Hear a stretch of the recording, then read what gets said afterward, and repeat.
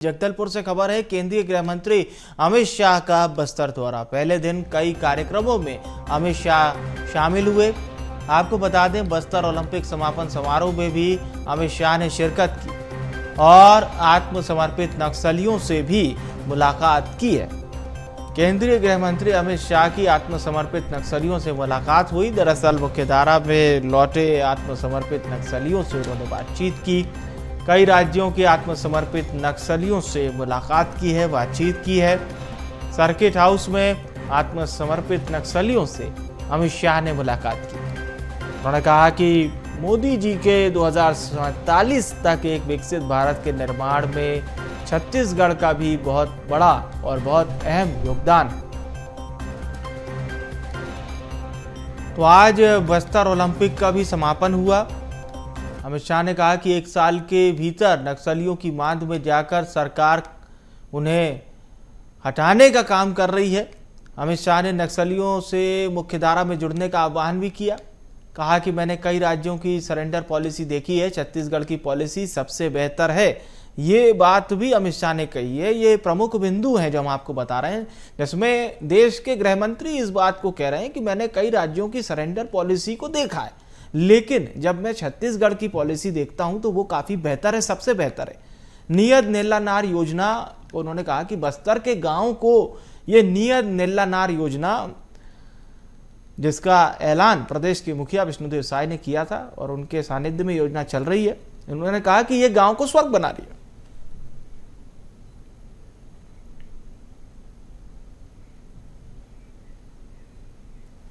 गृह मंत्री अमित शाह बस्तर आए। बस्तर में न केवल उन्होंने बस्तर ओलंपिक का समापन किया, बल्कि समाज के अलग अलग प्रतिनिधियों से मुलाकात भी हुई। कुछ प्रतिनिधि हैं जो अमित शाह से मिलकर बाहर निकले हैं। केंद्रीय गृह मंत्री से इन्होंने बातचीत की है। बातचीत हम इनसे करते हैं। क्या बातचीत हुई, आप लोगों की मुलाकात हुई, क्या बोले, क्या मांगा आप लोग की? अभी क्या है, जैसे अपन जितने भी अपना कहना चाहिए पूरे जिले के जो माझी चाल की जो उपस्थित उनके कार्यक्रम में उपस्थित हुए, निमंत्रण था, तो उन्होंने कहा अभी मानदेय के लिए अपन जो है ना उनके सामने इस बात को रखी, तो उन्होंने आश्वासन किए हैं। क्या बोले दादा, अमित शाह से मुलाकात हुई आपकी, क्या बोले?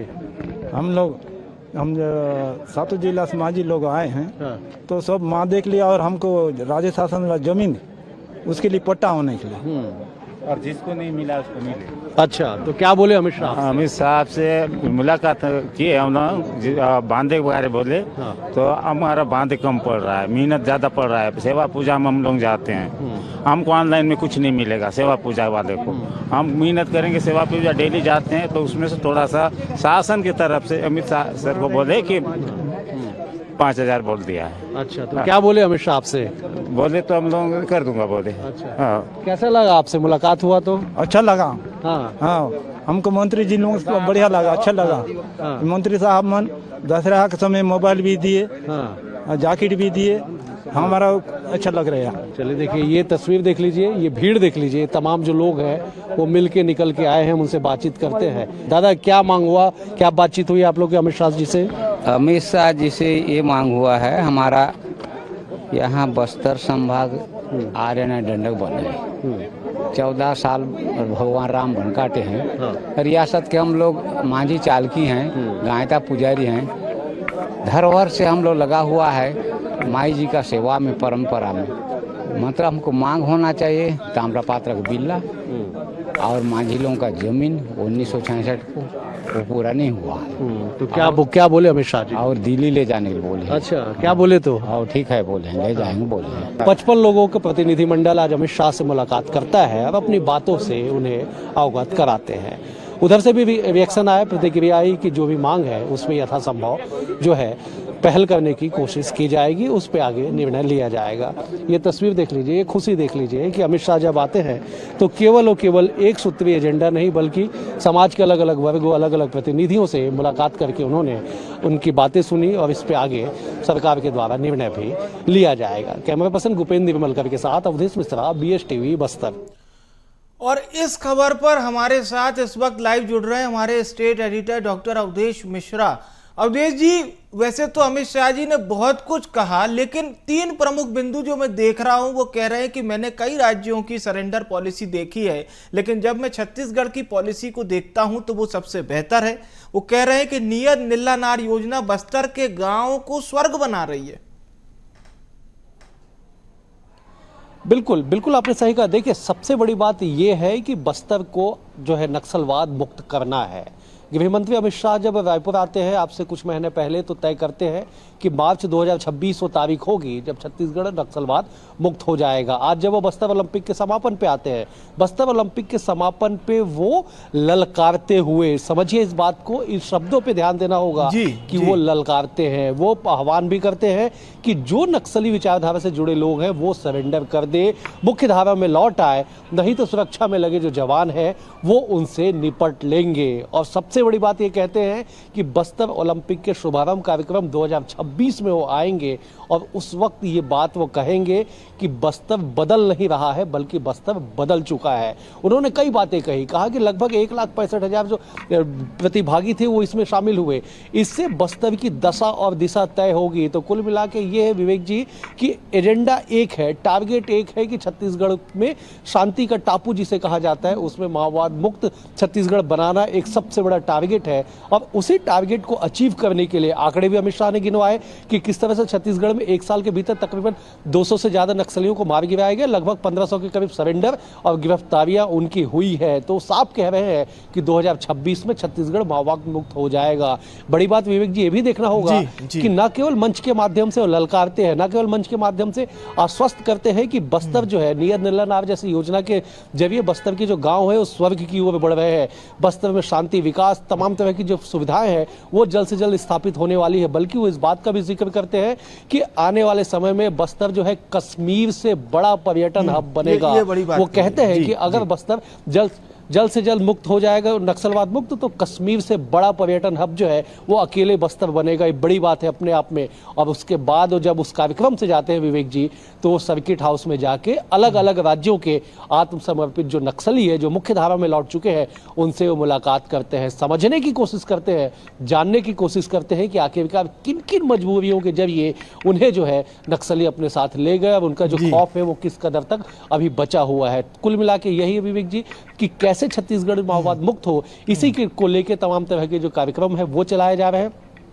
मंच से उन्होंने इस बात का भी जिक्र किया कि छत्तीसगढ़ में आत्मसमर्पित नक्सलियों के लिए और जो ऐसे लोग हैं, ऐसे जो परिजन हैं जिनके परिजन इस हमले में खोए हैं, जहां शहादत हुई है, जो मुख्य धारा में लौटेंगे, ऐसे लोगों को जो है अलग से 15,000 पीएम आवास योजना की स्वीकृति मिली है। ये अपने आप में एक बड़ा माइलस्टोन है। आत्मसमर्पण पॉलिसी का भी जिक्र करते हैं। वो दावे के साथ कहते हैं कि देश भर के आत्मसमर्पण पॉलिसी को देखे हैं लेकिन छत्तीसगढ़ की पॉलिसी सबसे बेहतर है। इसका परिणाम ये होगा विवेक जी कि हम देखते हैं कि छत्तीसगढ़ के बड़े नक्सली, बड़े कैडर के जो नक्सली हैं वो दीगर राज्यों में जाके, आंध्र प्रदेश में जाके, तेलंगाना में जाके सरेंडर करते हैं। जब छत्तीसगढ़ की पॉलिसी बेहतर होगी तो स्वाभाविक तौर पे ऐसे नक्सली और दीगर राज्यों के भी जो नक्सली हैं वो छत्तीसगढ़ में आके सरेंडर करेंगे तो उसका प्रभाव आने वाले समय में जरूर जो है बस्तर पे बेहतर प्रभाव पड़ता दिखाई पड़ेगा। सही बात कही। और अवधेश जी, ये बातचीत का दौर हो या आह्वान का दौर हमने अलग अलग देखा है, लेकिन जो तस्वीरें आप दिखा रहे थे जिसमें आत्मसमर्पित नक्सली भी आए हैं, कुछ पीड़ित परिजन भी हैं और वो सरकार पर उम्मीद भी अपनी दिखा रहे हैं, उन्हें ये भी अपेक्षा है कि सरकार हमें और कुछ भी प्रदान करेगी, तो ये एक अच्छा कम्युनिकेशन भी है।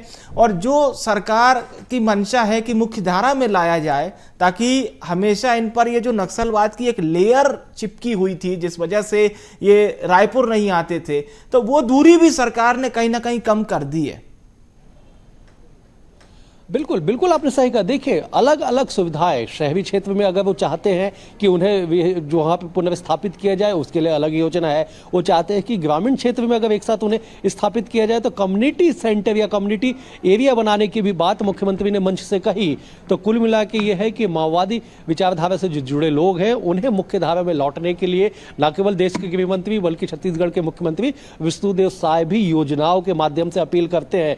वो कहते हैं कि किस तरह से नियत निल्ला नार योजनाएं चलाई जा रही है, कैसे गांव को सुदृढ़ किया जा रहा है, कैसे गांव का विकास किया जा रहा है, सड़क, पानी, बिजली, स्कूल, स्वास्थ्य, शिक्षा, तमाम जो सुविधाएं हैं वो अंतिम गांव तक जाके देने की कोशिश की जा रही है, जिसकी तस्वीर भी छत्तीसगढ़ में दिखाई पड़ रही है। तो ऐसे में मुख्य धारा में लौटने के सिवाय कोई रास्ता बचा नहीं है। इस बात की भी समझाई जो है मुख्यमंत्री मंच से देते हैं, केंद्रीय गृह मंत्री मंच से देते हैं, और साफ तौर पे जिस तरह से फोर्स का मूवमेंट बढ़ा है, जिस तरह से घटनाएं बढ़ी है विवेक जी, घटनाएं मतलब ये कि मुठभेड़ में नक्सलियों को मार गिराए जाने की संख्या, उनके आत्मसमर्पण की संख्या और गिरफ्तारियों की संख्या, इस संख्या को अगर देखा जाए, इस आंकड़े को देखा जाए तो लगभग 1800 से ज्यादा माओवादी प्रभावित हुए हैं। ये अपने आप में छत्तीसगढ़ में एंटी नक्सल ऑपरेशन की सफलता को बताने के लिए काफी है। तो कुल मिला के यही टारगेट है कि छत्तीसगढ़ जल्द से जल्द नक्सल मुक्त हो, जिसकी जो परिकल्पना है वो सरकारों ने की, केंद्र सरकार और राज्य सरकार ने, और छत्तीसगढ़ की सरकार इस ओर आगे बढ़ के निश्चित तौर पे इसकी ओर बड़ी कदम जो है बढ़ा रही है लगातार। जी विवेक जी, मैं एक और प्रमुख बात आपसे जरूर पूछना चाहूंगा। एक और डबल इंजन की सरकार तो है ही, प्लस साथ ही साथ क्या हम ये मान सकते हैं कि मुख्यमंत्री विष्णुदेव साय का एक सुपरविजन इस पर काम कर रहा है, क्योंकि वो जनजातियों को बहुत बेहतर समझते हैं, उनसे संवाद करना हो, उनकी बातों को समझना हो या उनके लिए जन योजनाएं चलाना हो, तो क्या ये एक नेतृत्व भी महत्वपूर्ण साबित हो रहा है, बड़ी संख्या में नक्सलवाद के खात्मे का भी और नक्सल से जुड़े हुए लोगों का मुख्य धारा में आने का, मतलब दोनों बातें? बिल्कुल बिल्कुल विवेक जी, आपने सही कहा। देखिए, आज मंच से उस तस्वीर को याद कर लेते हैं, दर्शकों को बताते हैं कि किस तरह से केंद्रीय गृह मंत्री कहते हैं कि डबल इंजन की सरकार तो अभी बनी है, 1 साल पहले केंद्र की सरकार पिछले 10 सालों से 11 सालों से देश में राज कर रही है, देश में चल रही है। तो ऐसे में पूर्ववर्ती राज्य सरकार की इच्छा शक्ति की कमी थी कि इस तरह की योजनाएं, इस तरह के विकास के कार्य या इस तरह से एंटी नक्सल ऑपरेशन जो है वो धरातल पे नहीं चलाया गया। डबल इंजन की सरकार जब से आई है तब से छत्तीसगढ़ में इस तरह के एंटी नक्सल ऑपरेशन में तेजी आई है। इस बात के जो प्रमाण है वो आंकड़े बताते हैं। और सबसे बड़ी बात विवेक जी ये कि जिस तरह से अमित शाह की एक पूरी टीम, अमित शाह के जो भरोसे के लोग छत्तीसगढ़ में है, चाहे वो मंत्री हो, अधिकारी हो, उनका सुपरविजन, उनके गाइडेंस में काम करना और उसके बाद इन आंकड़ों का सामने आना बताने के लिए काफी है कि केंद्र एक सूत्री एजेंडा पे राज्य सरकार के साथ चल रही है कि छत्तीसगढ़ से माओवाद को मुक्त किया जाए। आंकड़े बार बार प्रमाणित करते हैं कि एंटी नक्सल ऑपरेशन में जो तेजी आई है, जिस तरह से पैटर्न चेंज हुआ है, जिस तरह से इतिहास रचा गया, 34 नक्सलियों को एक बार में मार गिरा देना, ये अपने आप में बड़ा इतिहास छत्तीसगढ़ के लिए है। तो ऐसे इतिहास लिखने के साथ साथ छत्तीसगढ़ के उन गांवों में, हम आज कई गांव हम पहुंचे थे विवेक जी, अंतिम गांव में अगर जाके कहीं राशन की दुकान संचालित है, कहीं पर स्वास्थ्य सुविधाएं संचालित है, जिन स्कूलों को नक्सलियों ने उड़ा दिया था उस स्कूल में अगर बच्चे बैठ के पढ़ रहे हैं, उस बालक छात्रावास में, बालिका छात्रावास में अगर बच्चे बेखौफ होकर खेल कूद कर रहे, उछल कूद कर रहे, या फिर सबसे बड़ा उदाहरण देख लीजिए कि बस्तर ओलंपिक में तकरीबन 3 लाख प्रतिभागियों का शामिल होना और फाइनल के दिन में 3000 प्रतिभागियों का शामिल होना, बच्चे सब युवा वर्ग ग्रुप के।